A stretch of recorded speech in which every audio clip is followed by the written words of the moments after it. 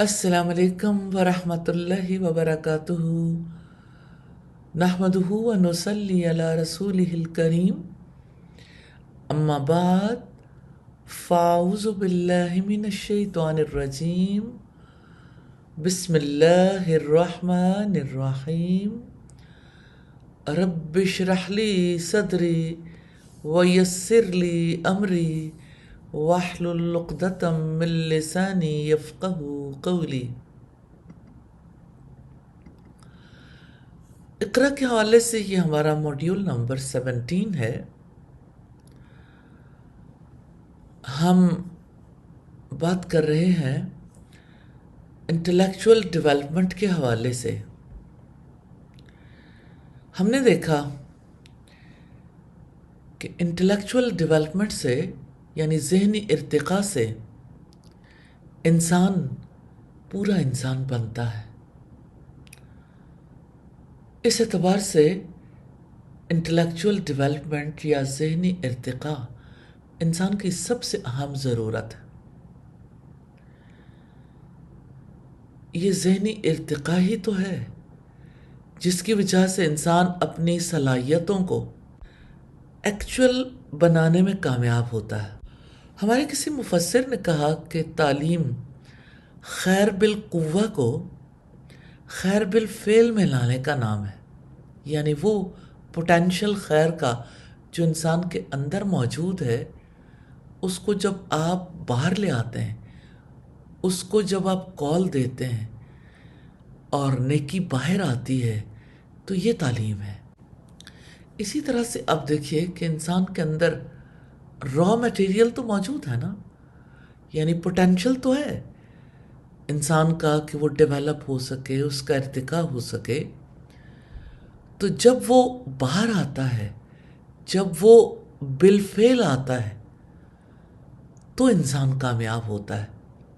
तो इंसान का जो इंटेलेक्ट है, इंसान की जो ज़हानत है, जब वो अमल में आती है तो ज़हनी इर्तिका होता है, तब इंटेलेक्चुअल डेवलपमेंट होती है। और ये बात ज़रूर जहन में रखिएगा कि ये इंटेलेक्चुअल डेवलपमेंट है, ज़हनी इर्तिका है, जिसकी वजह से इंसान हैवानियत की सतह से उठकर इंसानियत के दर्जे तक पहुंचता है।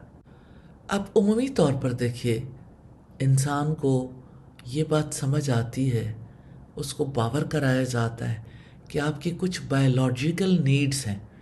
तो ये बायोलॉजिकल नीड्स का मतलब ये है कि आपकी कुछ हैवानी ज़रूरियात। तो ये जो जिस्मानी ज़रूरियात है ना, ये दरअसल हैवानी ज़रूरियात हैं। मिसाल के तौर पर खाना पीना, जिन्स, जैसे ये इंसानों में है ऐसे ही हैवानों में है। लेकिन इंसानों में फ़र्क ये है कि उसकी कुछ इंटेलेक्चुअल नीड्स भी हैं। तो उसकी जो फ़िक्री ज़रूरियात है ना, उसकी जो ज़हनी ज़रूरियात हैं, उनकी तरक्की की वजह से ही इंसान हैवानी सतह से उठकर इंसानियत के दर्जे तक पहुंचता है। और इंटेलेक्चुअल डेवलपमेंट से ही ये मुमकिन होता है कि कोई शख्स अल्लाह ताला का हकीकी बंदा बन सके।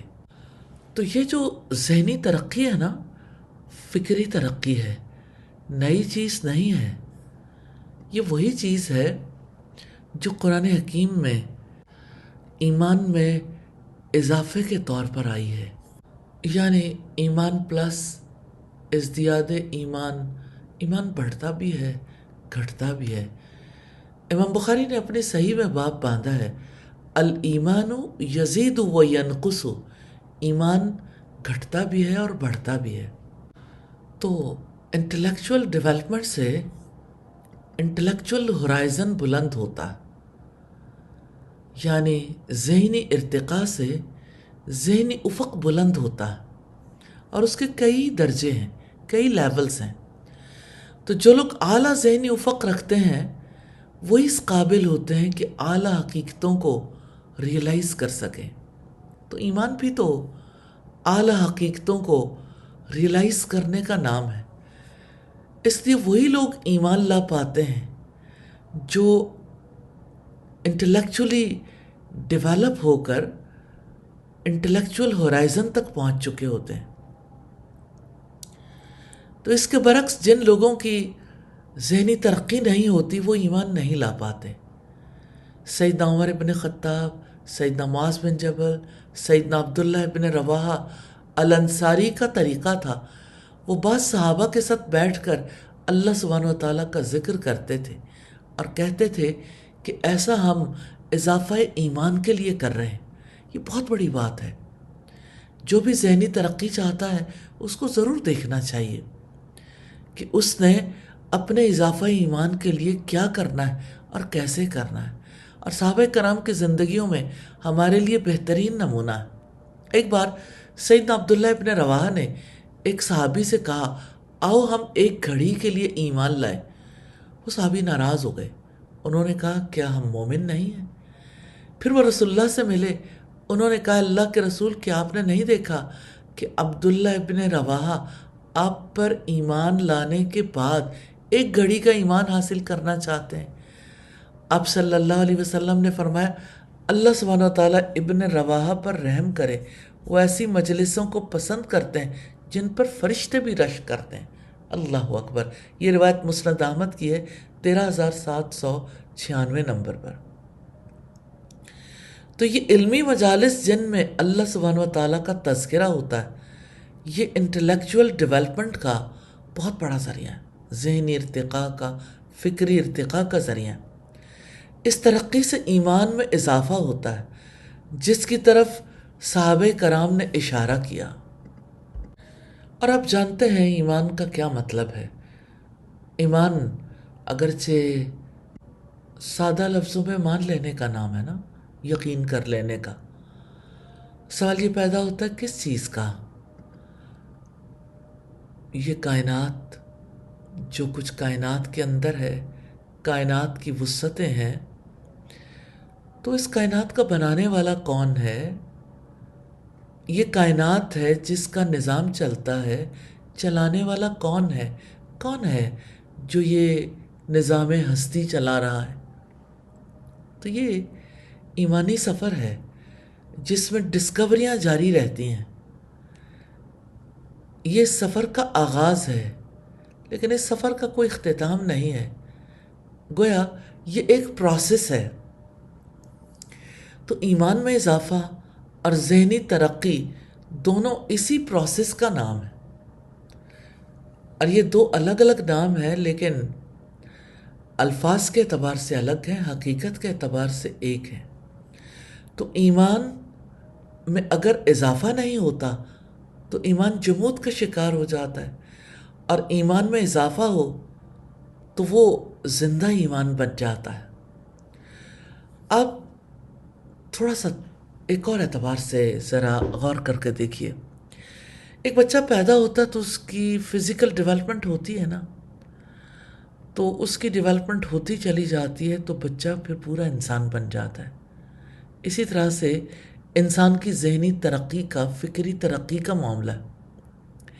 ذہنی ترقی بھی پیدائش کے فوراً بعد شروع ہو جاتی ہے، مگر دونوں میں فرق ہے۔ فزیکل ڈیولپمنٹ کی ایک حد ہے لیکن ذہنی ترقی کی کوئی حد نہیں ہے، کیونکہ حقیقت یعنی اللہ سبحانہ تعالیٰ کی ذات کی کوئی حد نہیں ہے۔ اسی طرح ذہنی ارتقاء کی حد بھی کبھی ختم ہونے والی نہیں۔ جیسے اللہ کے کلمات ختم ہونے والے نہیں ہیں، اللہ کے کلمات اتنے ہیں کہ اگر زمین کے سارے سمندر روشنائی بن جائیں اور سارے درخت کلمے بن جائیں تو یہ کلمات، یہ باتیں ختم نہیں ہوں گی۔ تو اب آپ اندازہ کر لیجئے کہ ذہنی ترقی کے اس سفر میں ہر دم کتنا مصروف رہنے کی ضرورت ہے، کیونکہ اس مصروفیت کے ساتھ ہی آپ انٹلیکچولی ڈیولپ ہو سکتے ہیں۔ اور یہ جو علمی مجالس ہیں نا جن میں اللہ سبحانہ وتعالیٰ کا ذکر ہوتا ہے، یہ انٹلیکچول ڈیولپمنٹ کا ذریعہ ہے۔ اس ترقی سے ایمان میں اضافہ ہوتا ہے جس کی طرف صحابہ کرام نے اشارہ کیا تھا، یعنی عبداللہ ابن رواحہ نے رضی اللہ تعالیٰ عنہ نے۔ ایمان میں اضافہ تو ہوتا ہے۔ اللہ سبحانہ وتعالیٰ پر ایمان کا ابتدائی لیول وہ ہے جو لا الہ الا اللہ محمد رسول اللہ کو زبان سے ادا کرنے سے حاصل ہو جاتا ہے۔ لیکن ایمان کوئی اسٹیگننٹ چیز نہیں ہے، گھٹتا بھی ہے، بڑھتا بھی ہے۔ اللہ سبحانہ و تعالیٰ نے قرآن مجید میں ایمان کو شجرہ طیبہ سے تشبیہ دی ہے جو مسلسل بڑھتا ہے۔ سوال یہ پیدا ہوتا ہے ایک مومن کا ایمان کیسے بڑھتا ہے؟ جب وہ اللہ سبحانہ و تعالیٰ کے بارے میں علم حاصل کرتا ہے اور اس کے بارے میں غور و فکر کر کے اسے پا لیتا ہے، یعنی اللہ سبحانہ و تعالیٰ کی صفات کو۔ تو اس دنیا میں انسان اللہ تعالیٰ کو دیکھ نہیں سکتا، پھر وہ کیسے اپنے رب کے بارے میں جانے، کیسے اس کا تصور باندھے؟ اللہ سبحانہ تعالیٰ کا احسان ہے کہ اس نے اپنی کتاب میں ہمیں اپنے اسماء و صفات کا علم دیا ہے۔ اللہ تعالیٰ کا یہ نام انسان کی نسبت سے اس کا تعارف ہے۔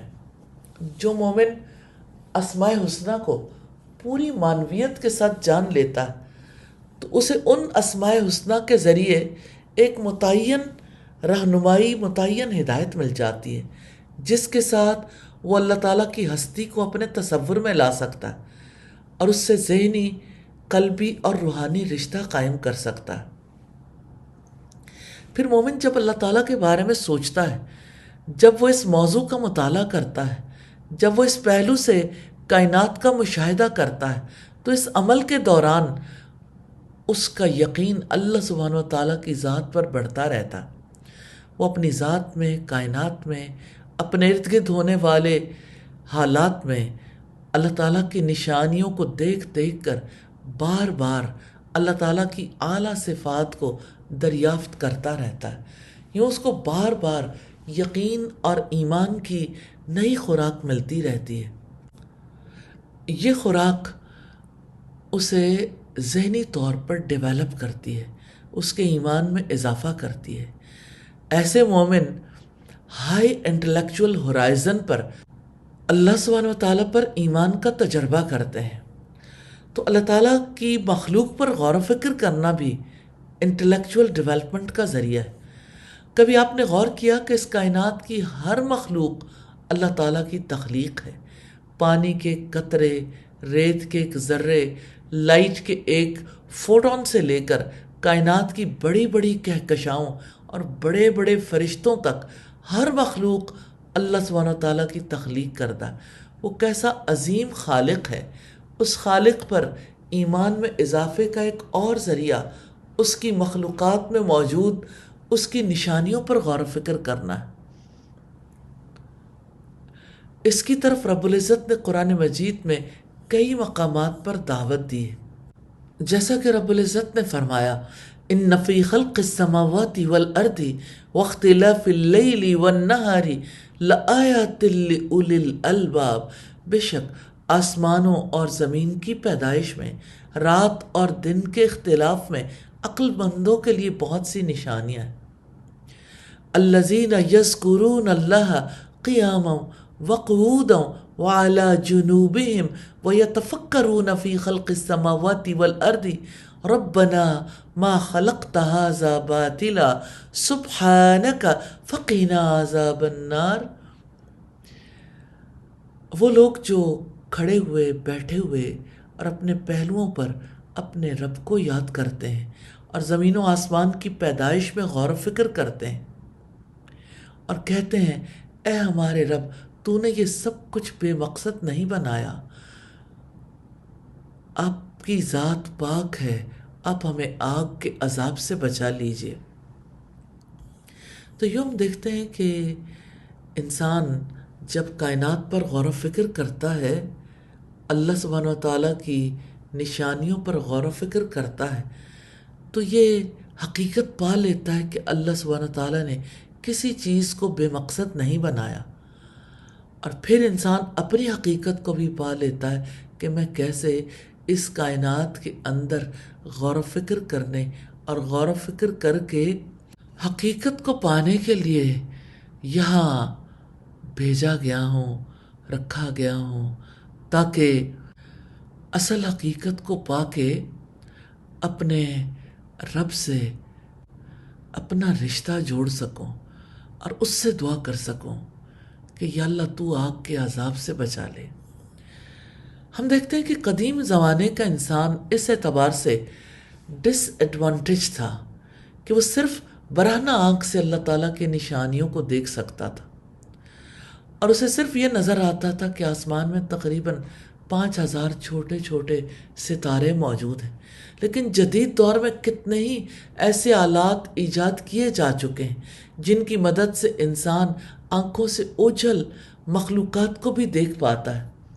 اٹلی کے سائنسدان گلیلیو نے 1609 میں پہلی بار دوربین کے ذریعے آسمان کا مشاہدہ کیا تو اسے معلوم ہوا کہ آسمان کے ستارے اپنے سائز اور تعداد کے اعتبار سے اس سے بہت زیادہ ہیں جتنا کہ وہ خالی آنکھ سے دکھائی دیتے تھے۔ گلیلیو کی دوربین ابتدائی دور کی بہت چھوٹی دوربین تھی۔ اس کے بعد اس فن میں کافی ترقی ہوئی۔ کیلیفورنیا امریکہ میں پلومر پہاڑی کے اوپر 1949 میں ایک بڑی دوربین نصب کی گئی جس کا ڈایا میٹر 200 انچ تھا۔ اس دوربین کے ذریعے ممکن ہو گیا کہ بہت زیادہ دور تک آسمانی اجرام کا مشاہدہ کیا جا سکے۔ اس کے بعد 1990 میں امریکہ نے ہبل ٹیلیسکوپ تیار کیا۔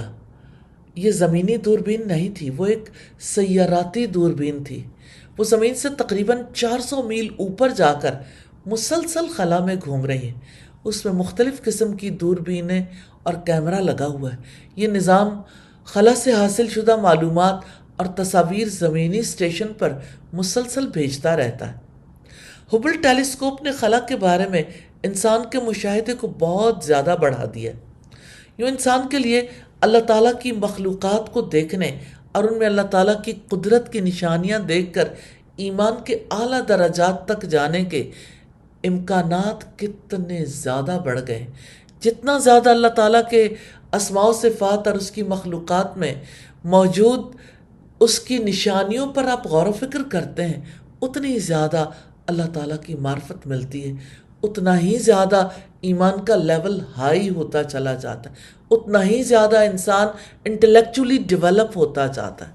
اس لیے جو مومن بھی ایمان میں ترقی کرنا چاہتا ہے اسے چاہیے کہ وہ اللہ تعالیٰ کی معرفت کے ہائی لیول پر جانے کے لیے اس کے بارے میں زیادہ سے زیادہ علم حاصل کرتا رہے اور اس پر زیادہ سے زیادہ غور و فکر کرے۔ جتنا زیادہ آپ کا معرفت کا لیول ہوگا، جتنا زیادہ آپ غور و فکر کریں گے، اتنا ہی اعلیٰ آپ کا ایمان ہوگا، اتنا ہی زیادہ آپ فکری لحاظ سے ترقی کریں گے، ذہنی طور پر ڈیولپ ہوں گے اور آپ کو جنت میں درجات ملیں گے۔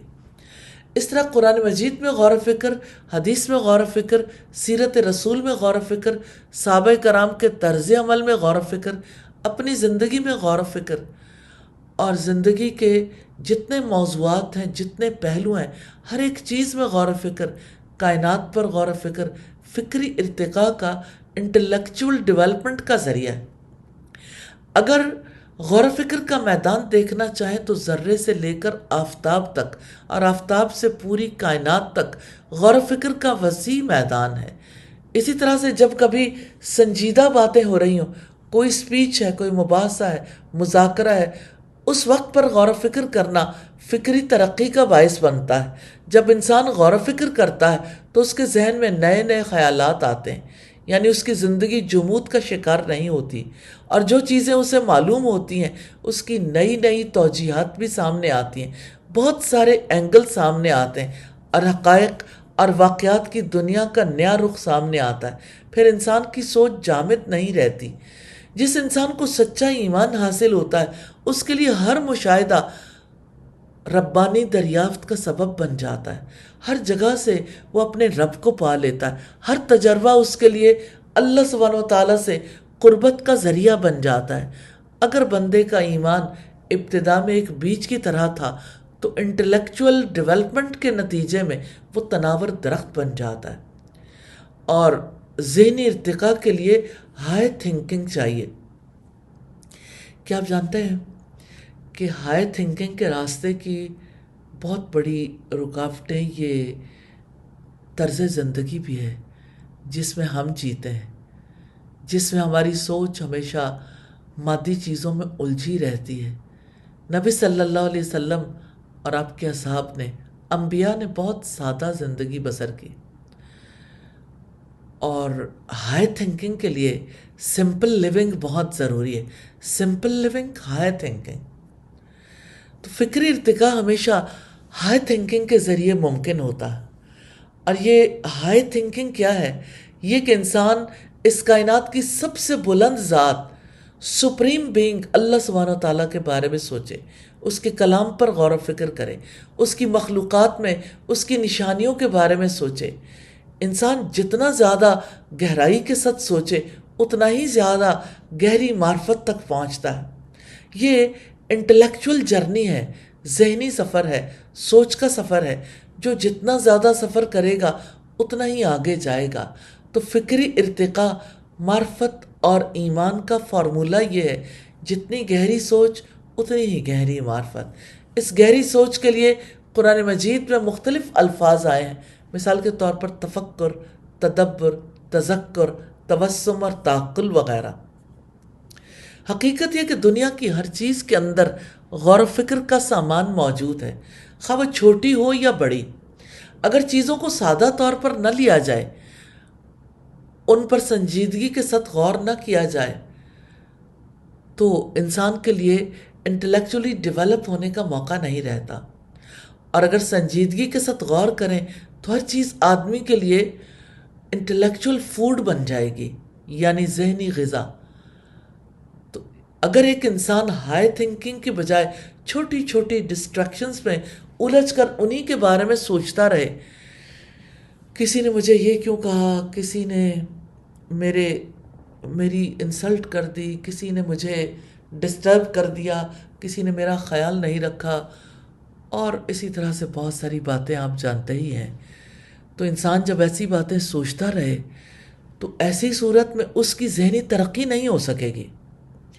کتنے ہی انسان ہیں جن کی ساری زندگی سوچ کی نظر ہو جاتی ہے کہ فلاں نے میرے ساتھ حسن معاملہ نہیں کیا، بدگمانیاں، بغض، کینہ کی آگ بھڑکائے رکھنے میں اپنی انٹلیکچول انرجیز لگا کر کیسے خود بھی ضائع ہوتے ہیں، ذہن کو بھی ضائع کرتے چلے جاتے ہیں.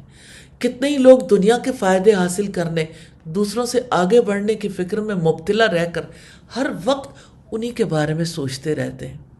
تو ہر وہ انسان جس کی فکر کسی ادنا چیز میں مشغول ہے، اس کے پاس ہائی تھنکنگ کا وقت کیسے نکلے گا؟ پھر وہ انٹلیکچولی ڈیولپ کیسے ہوگا؟ مثال کے طور پر آدمی روزانہ زمین پر چلتا ہے مگر وہ سوچتا نہیں.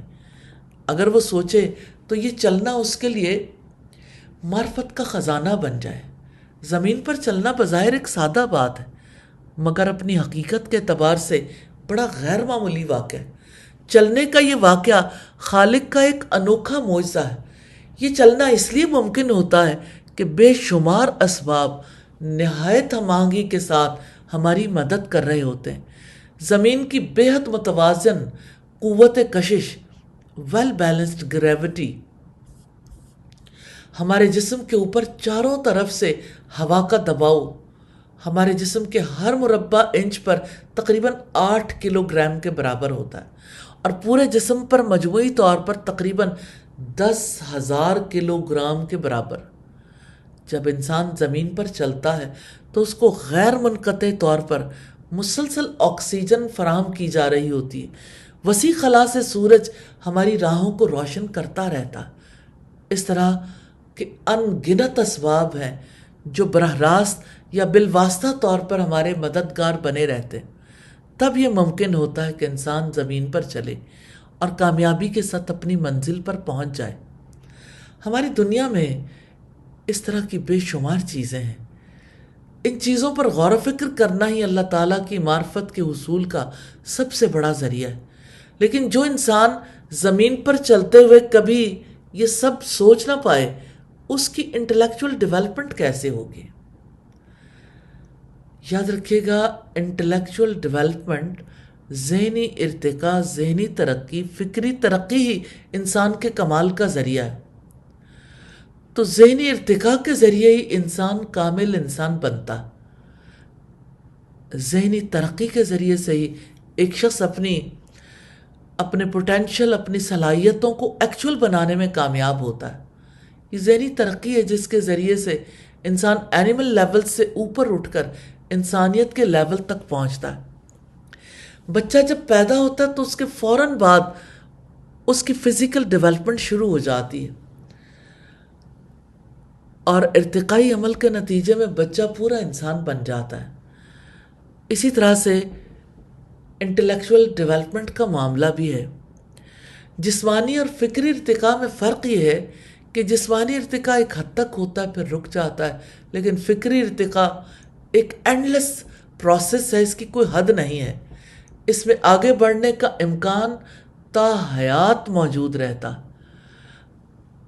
پھر اب دیکھیے کہ عقل اور فطرت دونوں معرفت کے لیے ضروری ہیں۔ ہر انسان کی پہلی ضرورت ہے کہ وہ اپنے خالق کو پہچانے۔ اس معرفت سے بڑھ کر دنیا میں کوئی چیز نہیں۔ اللہ سبحانہ تعالیٰ کو پہچاننے میں عقل کا حصہ 50% ہے اور فطرت کا حصہ 50%۔ دونوں میں سے کوئی بھی آزادانہ طور پر معرفت کے حصول کے لیے کافی نہیں ہے۔ تو اللہ سبحانہ تعالیٰ کی پہچان تو ایک پروسیس ہے، اس میں پہلا مرحلہ تلاش کا ہوتا ہے۔ تلاش کا یہ سفر عقل کی رہنمائی میں طے ہوتا ہے، مگر عقل اپنے آپ میں کافی نہیں۔ عقل آدمی کو جہاں تک پہنچاتی ہے وہ صرف پروبیبلٹی ہے۔ عقلی غور و فکر کے ذریعے انسان نظری اعتبار سے اس ظن غالب تک پہنچ جاتا ہے کہ اللہ تعالیٰ کا وجود ہے۔ اس کے آگے کا درجہ کنوکشن ہے، اور عقل تنہا کسی شخص کو اس معاملے میں یقین تک نہیں پہنچاتی۔ اس معاملے میں یقین تک پہنچنے کا واحد ذریعہ فطرت ہے۔ فطرت ہر انسان کو پیدائشی عطیے کے طور پر ملتی ہے۔ خالق نے انسانی فطرت کے اندر اپنا شعور پوری طرح پیوست کر دیا۔ ٹھیک اسی طرح جس طرح ماں کی محبت ہر انسان کے اندر پیدائشی طور پر پیوست ہے۔ عقل کے ذریعے انسان نظری معرفت تک پہنچتا ہے اور فطرت کے ذریعے یقینی معرفت تک۔ تو معرفت کی قیمت ہے کہ انسان اپنے آپ کو ڈسٹریکشن سے بچائے۔ یہ فطرت ہر انسان کے اندر پیدائشی طور پر موجود ہوتی ہے، اور یہ ایمان تک پہنچنے کے لیے انسان کی مددگار ہو سکتی ہے، لیکن عملاً ایسا کم ہوتا ہے۔ بہت کم ایسے انسان ہیں جو واقعی اللہ تعالیٰ کی عظمت کو دریافت کر سکیں۔ انسانی تاریخ میں اللہ تعالیٰ کی معرفت انتہائی ریئر فینومینا ہے۔ انسان کو حقیقت میں ایک ایسے معبود کی تلاش ہے جو نہایت عظیم ہو۔ اگر انسان اپنے الہ کی عظمت کو نہ پہچان سکے تو ایسا ممکن ہے کہ وہ اپنے باپ دادا کی تقلید کرتے ہوئے زبان سے لا الہ الا اللہ کہتا رہے، لیکن وہ اللہ تعالیٰ سے ایسا حقیقی تعلق نہیں بنا پاتا جس کی وجہ سے اللہ تعالیٰ اس کا سب کچھ بن جائے، جس کی وجہ سے وہ سب سے زیادہ اس سے محبت کرے، اور جس کے بارے میں اس کے اندر سب سے زیادہ خشیت کا جذبہ پایا جاتا ہو، جسے وہ اپنا سول کنسرن بنا لیں۔ انہیں اللہ تعالیٰ سے کوئی ایموشنل اٹیچمنٹ نہیں ہوتی۔ اس کے لیے انسان کو جس ذہنی ارتقاء کی ضرورت ہے اکثر انسان اس سے محروم رہتے ہیں، حالانکہ انسان کی فطرت اللہ تعالیٰ کی پہچان میں اس کی مددگار بن سکتی ہے۔ اس کی وجہ یہ کہ انسان طرح طرح کی ڈسٹریکشنز میں مبتلا ہو جاتا ہے۔ یہ ڈسٹریکشنز اس کی فطرت پر پردہ ڈال دیتی ہیں۔ اس طرح آدمی کی فطرت اپنا اصل کام نہیں کر پاتی۔ موجودہ دور میں ڈسٹریکشن کے اسباب بہت بڑھ گئے۔ مثال کے طور پر سوشل میڈیا، شاپنگ، پارٹیاں، خاندانی فنکشن، معاشی مصروفیات وغیرہ۔ اور انٹلیکچول ڈیولپمنٹ کی قیمت یہ ہے کہ انسان اپنے آپ کو ہر قسم کی ڈسٹریکشن سے پوری طرح بچائے۔ جو شخص یہ قیمت ادا نہیں کرتا اس کو اپنے رب کی پہچان نہیں ملتی۔